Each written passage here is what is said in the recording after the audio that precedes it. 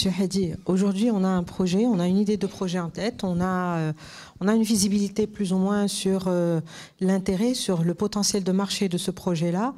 On voit où on veut aller, mais donc il y a le circuit classique qui est celui du circuit bancaire, des organismes financiers classiques. Qu'est-ce que vous pouvez nous dire des circuits innovants qui existent? Tout à fait, merci. En fait, transition verte suppose une filière industrielle green tech.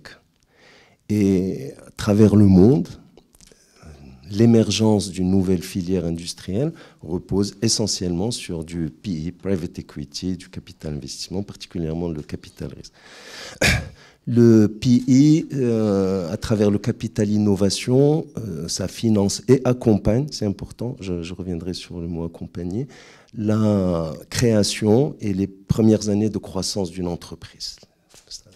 Le capital développement accompagne et finance les grands projets de développement des entreprises sur leur marché, à l'international ou dans des secteurs connexes. Le capital retournement permet, si besoin, de financer une restructuration industrielle, et le capital transmission permet, le moment venu, de transmettre l'entreprise en toute sérénité. Toutes les études de notre association investisseurs en capital au Maroc, mais également vérifiées au niveau de l'Afrique, l'AFCA, et à l'international, IPEV, démontrent que le capital investissement apporte par rapport aux autres financements au moins six axes importants à l'entreprise, améliore l'entreprise au niveau de 6 points. Un, bien sûr, la structure financière, puisqu'il intervient en fonds propres, donc forcément il améliore les capacités d'endettement à long terme, donc les capacités d'investissement. Il améliore, puisqu'on intervient en tant qu'associé des promoteurs, on rentre dans le capital social, on intervient au niveau des capacités institutionnelles et managériales par une meilleure gouvernance, un meilleur système de pilotage, des systèmes de contrôle de gestion, contrôle interne, formation, process qualité, etc. Ça améliore bien sûr les capacités de production, mais également la productivité et la compétitivité, et par voie de conséquence des gains de part de marché sur l'échelon local ou international.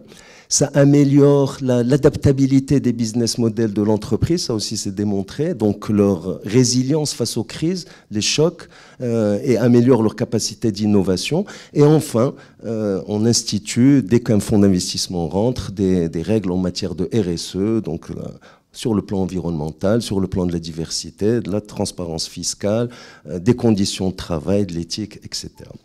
Vous me demanderez pourquoi ? Parce que par rapport aux autres types de financement, le financement bancaire classique par exemple, le capital investissement est hands-on, c'est un financement actif. On rentre dans le capital, on est dans les organes sociaux, et donc c'est un financement structuré puisqu'il est sur mesure. C'est de l'accompagnement sur longue durée. Un investisseur en capital reste dans l'entreprise 5, 6, 7 ans, s'il le faut. Et c'est derrière surtout une logique de filière économique, d'écosystème industriel à fort impact pour le pays.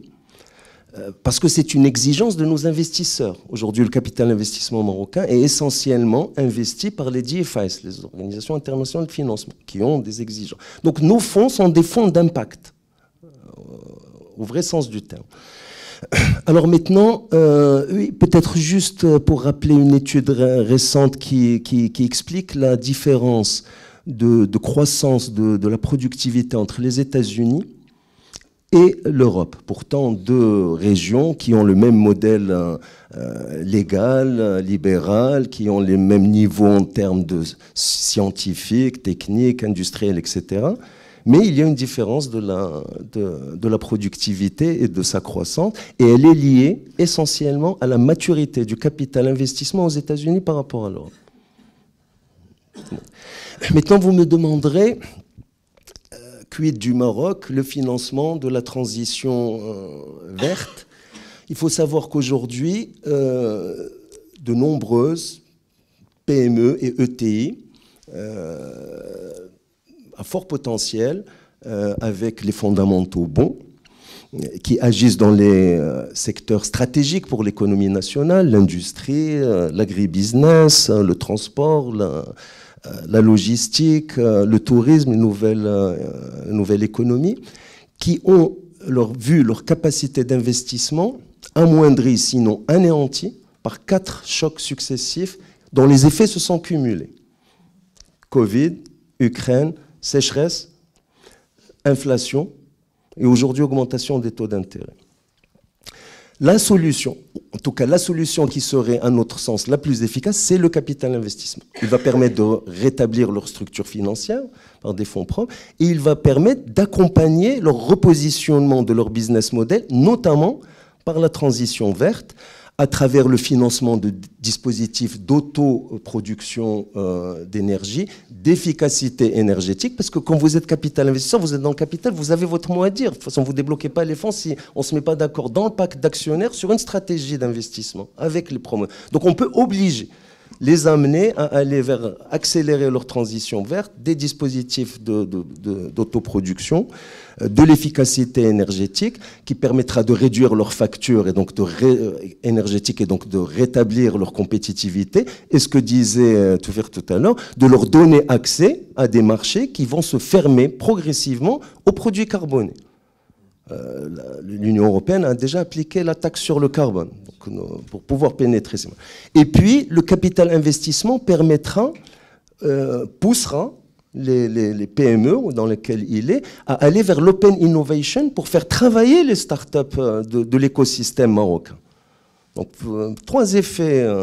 Et puis, bien sûr, le capital investissement permettra aussi à ces entreprises, les poussera, les invitera à se repositionner sur les nouvelles chaînes de valeur de proximité issues de la fragmentation économique suite au Covid et à l'Ukraine, et donc capter une part de l'activité qui était réservée à l'Asie, mais qui, en étant plus proche de l'Europe des clients, sera moins consommatrice et moins émettrice de CO2, forcément. Bien sûr.